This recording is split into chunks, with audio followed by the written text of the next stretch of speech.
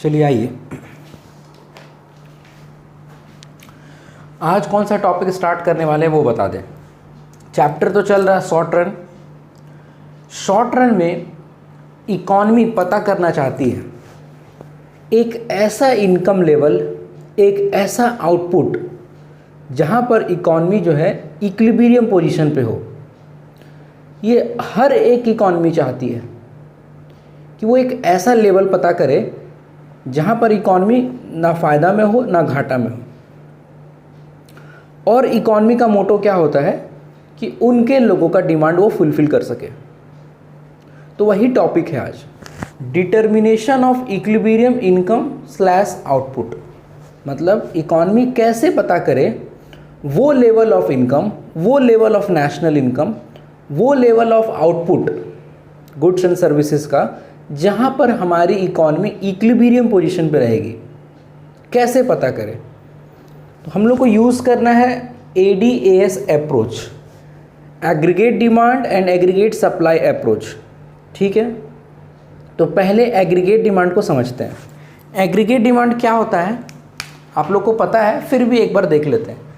Sir aggregate demand मतलब C+I। Sir aggregate demand मतलब C+I+G। Sir aggregate demand मतलब C+I+G+X-M।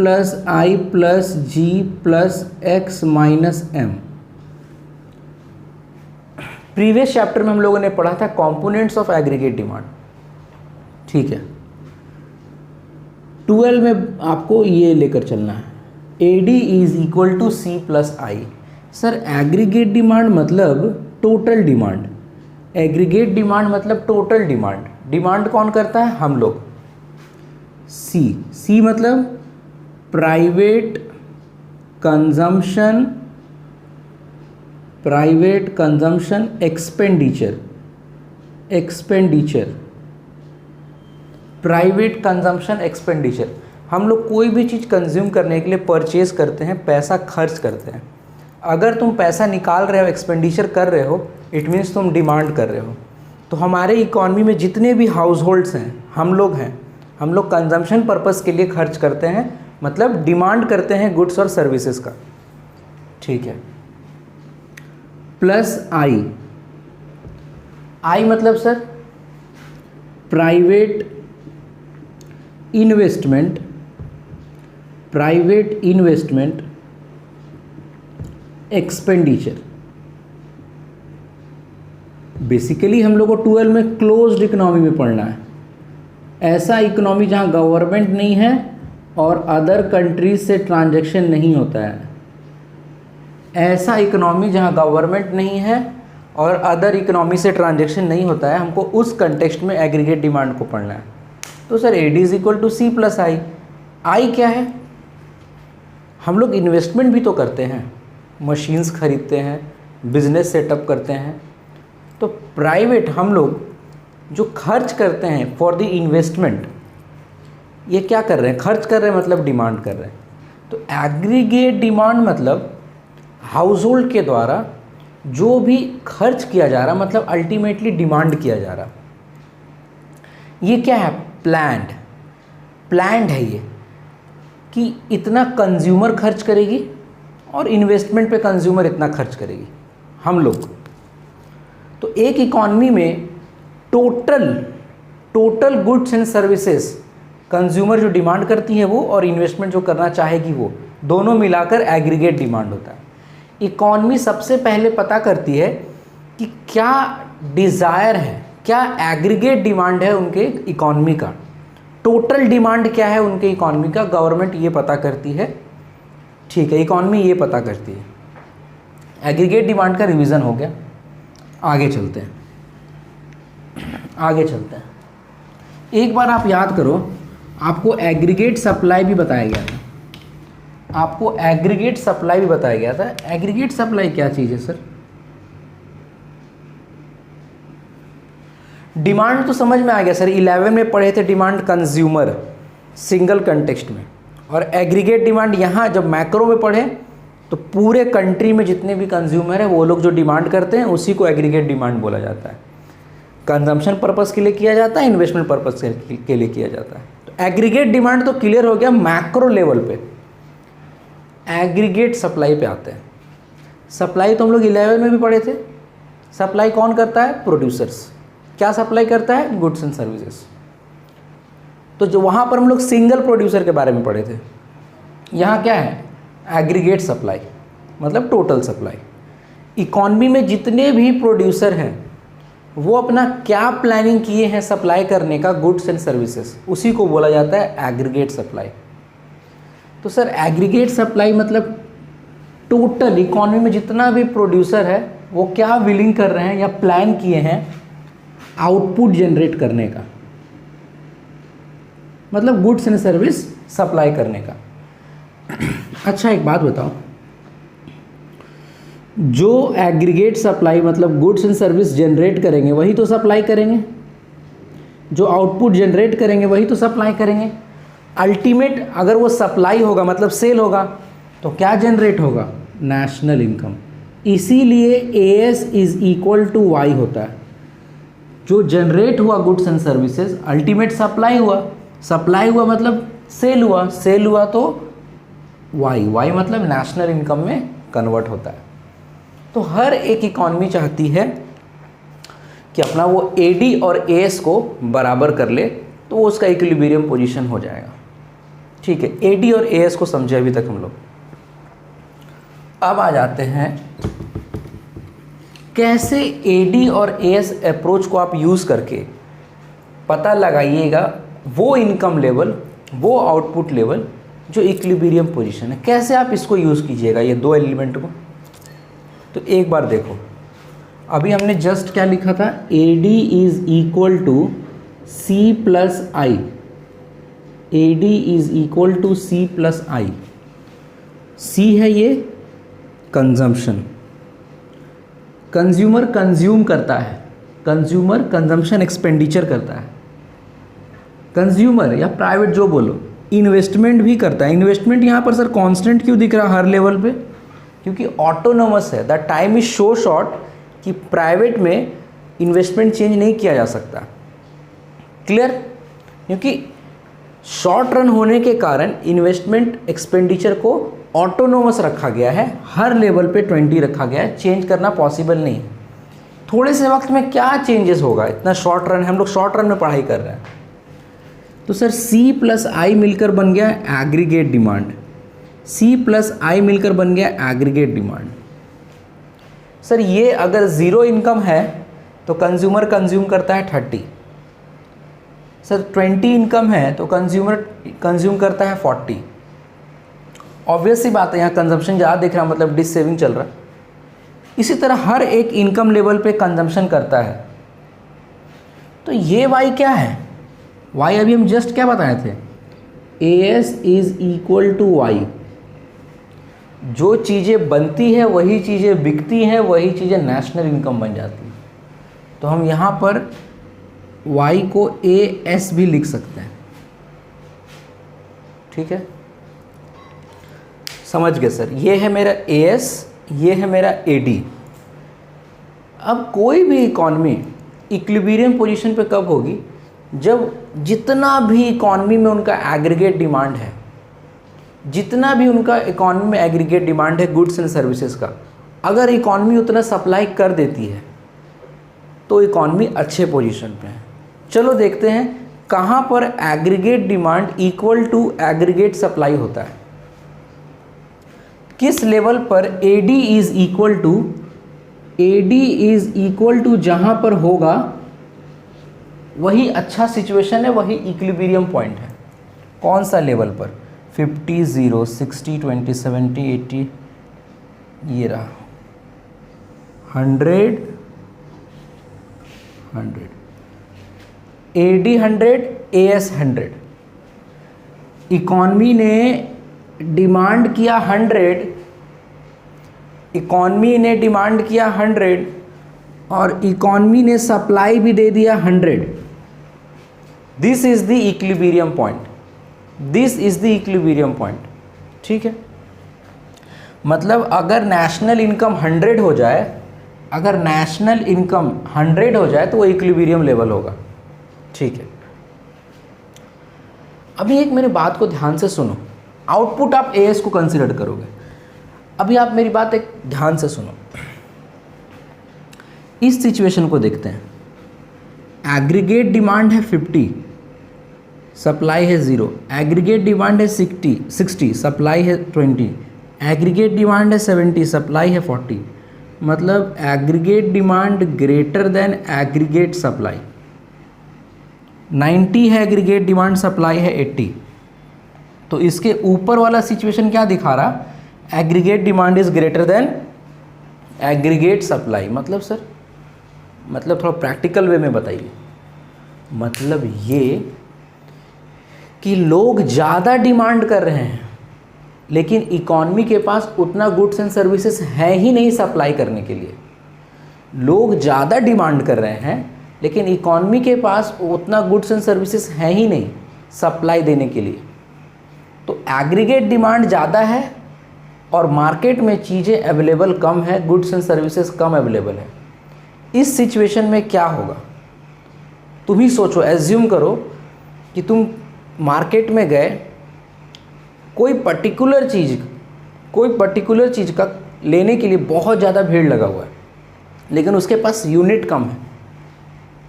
तो क्या करेगा वो सेलर? प्राइस हाई रहेगा। इसी सिचुएशन को क्या बोला जाता है? थोड़ा हम फ्रेश लिख देते हैं, आपको क्लैरिटी बन जाएगा। इसी सिचुएशन को बोला जाता है इन्फ्लेशन। इन्फ्लेशन, महंगाई। ये इन्फ्लेशन का दौर है। कौन सी इकॉनमी इन्फ्लेशन चाहती है? कोई नहीं चाहती है। ये कौन सा दौर है sir? AD is equal to AS। ये तो इक्विलिब्रियम है सर, ये तो इक्विलिब्रियम है। ठीक है, एक बार यहाँ सिचुएशन देखते हैं। एग्रीगेट डिमांड है 110, एग्रीगेट डिमांड है 110 लेकिन सप्लाई कितना कर रही है इकॉनमी? 120। मतलब यहाँ सिचुएशन कुछ ऐसा है, AD is less than AS। AD is less than AS मतलब चीज़ें मार्केट में ज़्यादा हैं लेकिन खरीदने वाले कम हैं। ये वही सिचुएशन है। देखो, AS ज़्यादा है और AD कम है। AS ज़्यादा है, सप्लाई मार्केट में ज़्यादा है, गुड्स सर्विसेज ज़्यादा मौजूद है लेकिन लोग खरीद कम रहे हैं, डिमांड कम कर रहे हैं। ठीक, AD is less than AS situation है सर। ये कौन सा सिचुएशन है? सोचो, प्रैक्टिकली सोचो कि मार्केट में चीज़ें मौजूद ज़्यादा हैं, गुड सर्विसेज ज़्यादा हैं लेकिन खरीदने वाले लोग कम हैं, डिमांड कम है। मतलब कौन सा दौर है? मंदी का दौर है। कौन सा दौर है? मंदी का दौर। डिफ्लेशन। डिफ्लेशन। तो इन्फ्लेशन अच्छा होता है कि डिफ्लेशन अच्छा होता है? कोई अच्छा नहीं होता। अच्छा होता है ये। हर एक इकॉनमी चाहती है कि इस सिचुएशन को अचीव करे। हर एक इकॉनमी चाहती है कि वो इक्विलिब्रियम सिचुएशन को अचीव करे। नहीं कर पाती है तो हम लोग के कंट्री में कभी इन्फ्लेशन देखा जाता है, कभी मंदी का दौर देखा जाता है। इकॉनमी क्या चाहती है? इकॉनमी चाहती है कि AD is equal to AS पे वो रहे लेकिन ऐसा नहीं होने के कारण अभी हमने जो प्लान किया, प्लान्ड AD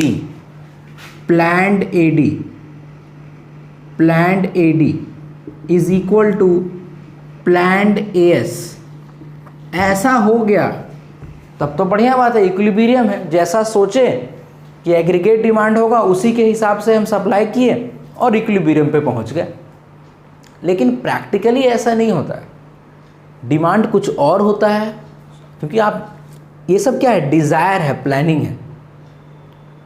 इसीलिए कभी इन्फ्लेशन और कभी डिफ्लेशन में चली जाती है इकॉनमी, क्योंकि प्लान के अकॉर्डिंग आपने एग्रीगेट सप्लाई कैलकुलेट किया था, बहुत तरीके से प्लान करके पता किया कि 100 एग्रीगेट डिमांड होगा इस बार, 100 करोड़ का गुड्स एंड सर्विसेज बिकेगा।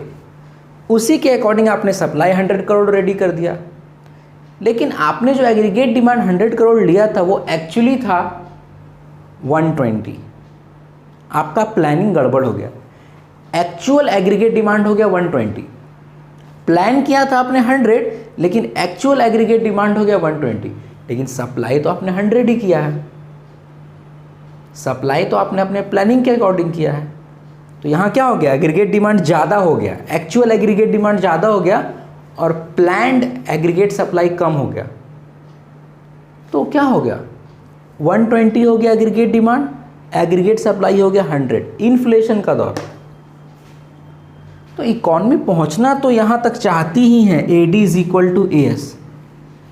फ्लक्चुएशंस होने के कारण AD या फिर AS में इस सिचुएशन या इस सिचुएशन में फंस जाती है, या तो कभी इन्फ्लेशन में फंसेगी या तो कभी मंदी का दौर में फंसेगी, लेकिन कोशिश रहता है इस पॉइंट तक पहुंचने का। तो खैर ये था topic determination of equilibrium income और output using AD/AS approach. Notes में बहुत बढ़िया से ये क्लियर किया हुआ है। इसका हम लोग अभी ग्राफ देखेंगे, क्योंकि एग्ज़ाम में जब ये आएगा तो आपको टेबल तो बनाना पड़ेगा ही, ग्राफ भी बनाना पड़ेगा, लिखना भी पड़ेगा, तब जाकर आपको 5 मार्क्स मिलेगा। फिक्स क्वेश्चन आता है ये फिक्स क्वेश्चन आता है। सर इसका एक बार ग्राफ दिखा दीजिए, ग्राफ कैसे होगा। देखिए ग्राफ कैसे होगा,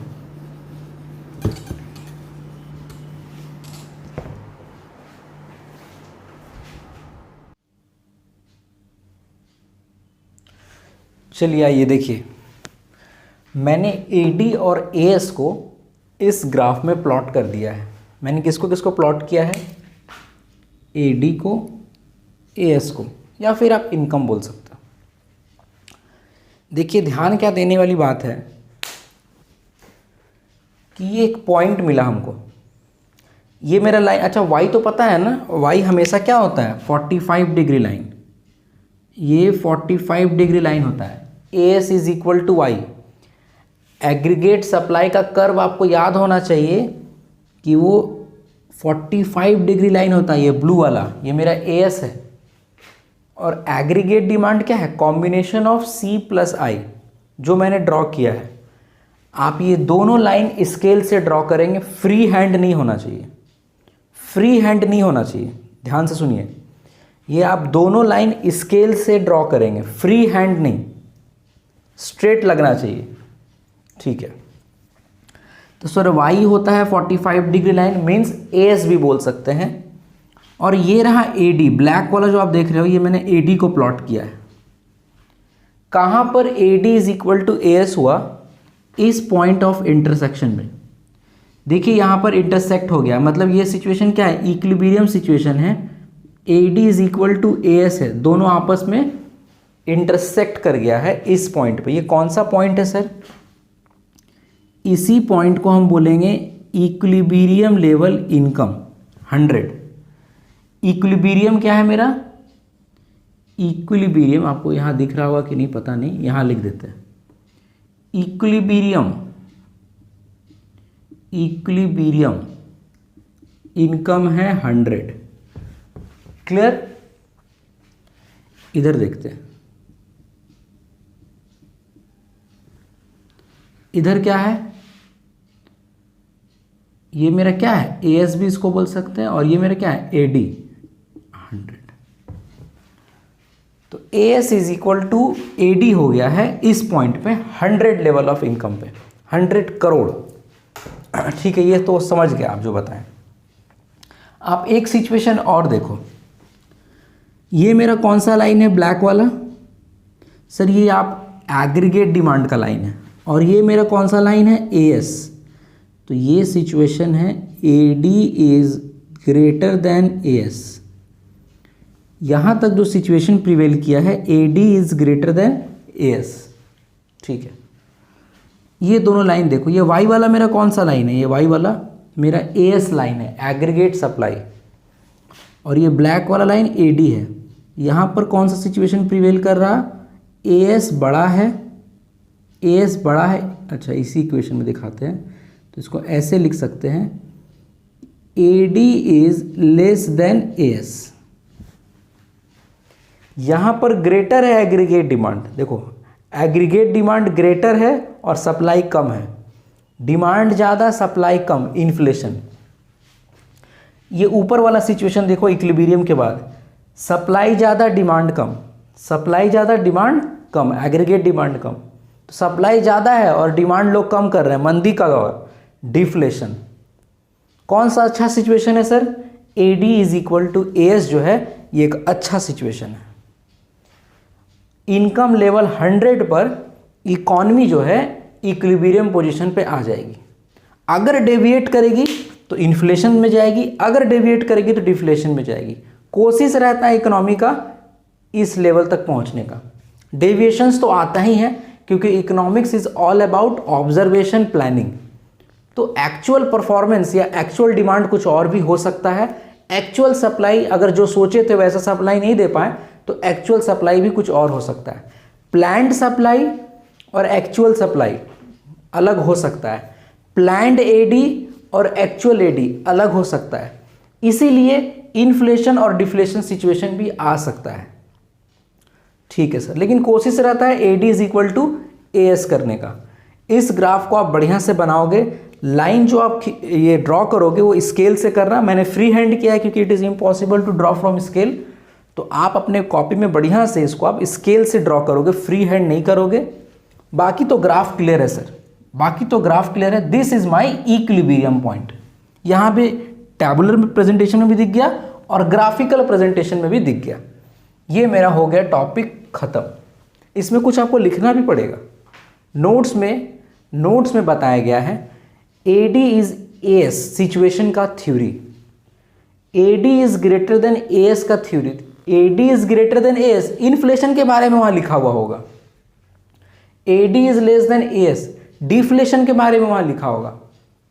अच्छा तुम बताओ कौन सी इकॉनमी है? ये सिचुएशन को देखो, इस सिचुएशन को देखो। डिमांड कम है, सप्लाई ज़्यादा है। डिमांड कम है, सप्लाई ज़्यादा है, मतलब चीज़ें बिक नहीं रही हैं। तो इकॉनमी को स्टॉक मेंटेन करना पड़ेगा, अनसोल्ड गुड्स और सर्विसेज का स्टॉक मेंटेन करना पड़ेगा।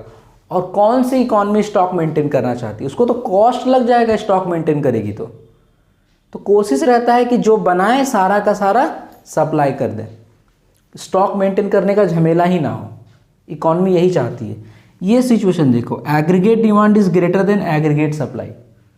डिमांड ज़्यादा है लेकिन चीज़ें बनाई कम गई है। डिमांड ज़्यादा है लेकिन चीज़ें बनी ही कम है। तो महंगाई का दौर चल रहा है, इन्फ्लेशन का दौर चल रहा है। इस सिचुएशन में प्रोड्यूसर क्या चाहेगा? अगर ये सिचुएशन पता चल गया तो प्रोड्यूसर अपना सप्लाई बढ़ाना चाहेगा। अगर ये सिचुएशन आ गया तो प्रोड्यूसर अपना सप्लाई बढ़ाना चाहेगा क्योंकि लोग डिमांड ज़्यादा कर रहे हैं। तो यही सब थ्योरी में आपको मिलेगा और इक्विलिब्रियम के बारे में मिलेगा। आप ये चीज़ 5 मार्क्स का हमारे नोट से कीजिए। बाकी तो क्लैरिटी कंसेप्ट आपका टेबल और ग्राफ से क्लियर हो ही गया है। आगे और भी काम करेंगे हम लोग इस पे, देखते हैं।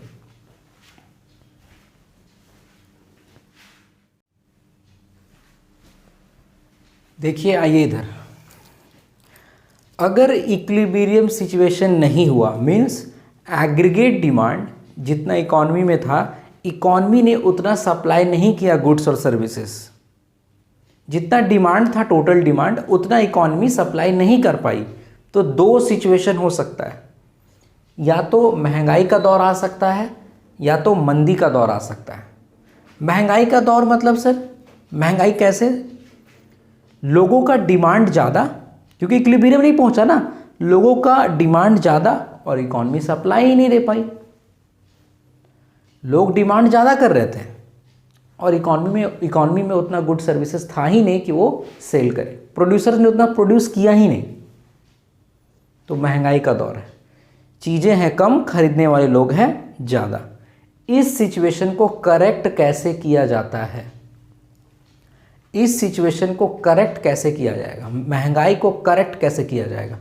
देखो बैंकिंग चैप्टर, एक तो आपका वहाँ से जो टॉपिक हटा दिया है ना, वो क्रेडिट कंट्रोल, बहुत इंपॉर्टेंट टॉपिक था। वहाँ भी मैंने सिखाया था कि मॉनेटरी पॉलिसी यूज़ करती है कौन? Banking sector. फिस्कल पॉलिसी कौन यूज़ करती है? गवर्नमेंट। तो ये बहुत क्लियर है कि मॉनेटरी पॉलिसी और फिस्कल पॉलिसी से ये सिचुएशन ठीक होता है। एक तो वो रास्ता है। हमारे चैप्टर में आप बताइए, आप सिचुएशन को समझिए, आप खुद ही बता पाएंगे। देखिए डिमांड ज़्यादा है और सप्लाई कम है। डिमांड ज़्यादा है और सप्लाई कम है। सपोज डिमांड है, टोटल डिमांड है 200 करोड़, गुड्स एंड सर्विसेज का, और एग्रीगेट सप्लाई हुआ है 150 crore, it means AD is greater than AS। ठीक है सर। अब इकॉनमी क्या चाहेगी, इकॉनमी क्या करेगी, जब देखेगी लोग डिमांड ज़्यादा कर रहे हैं, लोग डिमांड ज़्यादा कर रहे हैं, तो इकॉनमी क्या करेगी, अपना AS को, सप्लाई को इंक्रीज करना चाहेगी। कहाँ तक पहुँचाना चाहेगी, 200 तक लाना चाहेगी, ताकि कौन सा सिचुएशन आ जाए, AD is equal to AS आ जाए। तो जब कभी भी एग्रीगेट डिमांड ज़्यादा होता है और सप्लाई कम होता है, तो प्रोड्यूसर जो है तुरंत ध्यान देते हैं, प्रोड्यूसर्स तुरंत ध्यान देते हैं। क्या ध्यान देते हैं, अरे भाई डिमांड ज़्यादा हो गया है, प्रोडक्शन बढ़ा दो, तो कॉस्ट लगाने लगते हैं, प्रोडक्शन यूनिट्स बढ़ने लगता है। ठीक है, प्रोडक्शन पे ध्यान देने लगते हैं, कैपेसिटी बढ़ाने लगते हैं, क्योंकि उनको जब देख लिए हैं कि मार्केट में डिमांड ज़्यादा है तो उनको वहाँ तक सप्लाई देना ही पड़ेगा, तो लोग लग जाते हैं, प्रोड्यूसर सारे लग जाते हैं सप्लाई देने में, production of goods and services करने में, ताकि वो रीस्टोर कर पाए कौन सा situation, AD is equal to AS situation, 200 crore तक पे रीस्टोर करें, ये उनका टारगेट हो जाता है। ठीक है सर, ये तो एक बात समझ गए।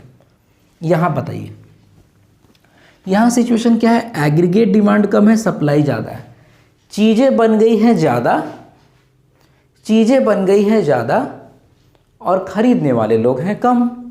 मंदी का दौर, डिफ्लेशन, चीज़ें बन गई है ज़्यादा, खरीदने वाले लोग कम, ऐसा होता है। इस सिचुएशन में क्या होता है, सपोज एग्रीगेट डिमांड है 100 करोड़, लेकिन सप्लाई हो गया 400 करोड़, मतलब गुड्स एंड सर्विसेज 400 करोड़ का मार्केट में अवेलेबल है, लेकिन डिमांड कितना हो रहा, 100 करोड़। तो भाई डिफ्लेशन का सिचुएशन है, डिफ्लेशन का सिचुएशन है, aggregate demand less than AS है। इसको आप ऐसे भी लिख सकते हो उल्टे तरीके से, AS ज़्यादा है सर एग्रीगेट डिमांड से, ऐसे भी लिख सकते हो। ठीक है, AS ज़्यादा है एग्रीगेट डिमांड से। ठीक है सर, तो यहाँ सिचुएशन है डिफ्लेशन का, चीज़ें बन गई हैं ज़्यादा और डिमांड है कम। इसको कैसे ठीक होगा, पहली बात कि चीज़ें बन गई हैं ज़्यादा, तो अनसोल्ड स्टॉक्स काफ़ी हैं, करीब ऑन एन एवरेज 300 करोड़ जो है अनसोल्ड स्टॉक बच रहा। जब तक ये अनसोल्ड स्टॉक रहेगा प्रोड्यूसर के पास, तब तक प्रोड्यूसर क्या करेगा, अपना प्रोडक्शन को स्लो रखेगा, या तो नहीं करेगा, या तो स्लो कर देगा अपना प्रोडक्शन, या तो नहीं करेगा, नो प्रोडक्शन। क्योंकि प्रोड्यूसर क्या चाहेगा, जब तक ये अनसोल्ड स्टॉक उसका बिकता नहीं है तब तक हम प्रोडक्शन करेंगे ही नहीं करेंगे। जैसे ही ये अनसोल्ड स्टॉक उसका सेल होगा, उसके बाद वो प्रोडक्शन पे ध्यान देगा। तो इस सिचुएशन में डिफ्लेशन का सिचुएशन ज़्यादा खतरनाक है एज कंपेयर टू इन्फ्लेशन, क्योंकि अनसोल्ड स्टॉक को मेंटेन करना और उसको वेट करना कि अब वो बिकेगा फिर प्रोडक्शन स्टार्ट करेंगे, ये सिचुएशन इकॉनमी को बहुत पीछे कर सकता है। इन्फ्लेशन तो थोड़ा बहुत हैंडल किया जा सकता है, लेकिन डिफ्लेशन का सिचुएशन अल्टीमेट इकॉनमी को कैपेसिटी के मामले में बहुत पीछे कर देता है। क्योंकि जब ज़्यादा सामान बन जाता है और लोग खरीदने वाले कम रहते हैं, तो मंदी का दौर से निकलना मुश्किल है। इन्फ्लेशन का दौर से तो आप एडजस्ट कर लोगे मॉनेटरी पॉलिसी, फिस्कल पॉलिसी लगाकर। डिफ्लेशन का भी सिचुएशन मॉनेटरी पॉलिसी और फिस्कल पॉलिसी से ठीक कर लोगे। लेकिन मैं यहाँ क्या बता रहा हूँ कि डिफ्लेशन ज़्यादा डेंजरस है एज कंपेयर टू इन्फ्लेशन, क्योंकि जब तक ये अनसोल्ड स्टॉक नहीं बिकेगा तब तक तो पूरा इकॉनमी स्टैंड बाई मोड पे रहेगी, और वो ज़्यादा डेंजरस है। कैपेसिटी नहीं बढ़ेगा, पूरा काम रुका रहेगा, तो वो ज़्यादा डेंजरस है। तो ये है AD is less than AS। Demand ज़्यादा था, डिमांड कम था, सप्लाई ज़्यादा था, तो अनसोल्ड स्टॉक्स बच गया। यहाँ पर प्रोडक्शन रोक देंगे प्रोड्यूसर्स, जब तक ये अनसोल्ड स्टॉक क्लियर नहीं हो जाता है तब तक प्रोडक्शन रुका रहेगा। तो जब इक्विलिब्रियम पोजीशन पे नहीं पहुंचता है इकॉनमी, कई बार ऐसा होता है जैसा हमने सोचा एग्रीगेट डिमांड लेकिन एक्चुअल डिमांड कुछ और हुआ। जैसा हमने सोचा एग्रीगेट सप्लाई, लेकिन एक्चुअल सप्लाई कुछ और हुआ। तो इक्विलिब्रियम पोजीशन नहीं होने के कारण ये दो में से कोई भी सिचुएशन में इकोनॉमी चली जाती है, या तो इन्फ्लेशन में या तो डिफ्लेशन में। कैसे टैकल करती है वो आपको पता है। सर ये सिचुएशन इन्फ्लेशन टैकल करती है कौन?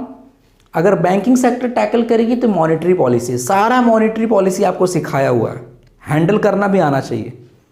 गवर्नमेंट कैसे टैकल करती है? फिस्कल पॉलिसी से, वो भी आपको बताया हुआ है। गवर्नमेंट बजट अभी जस्ट हम लोग पढ़ के आए।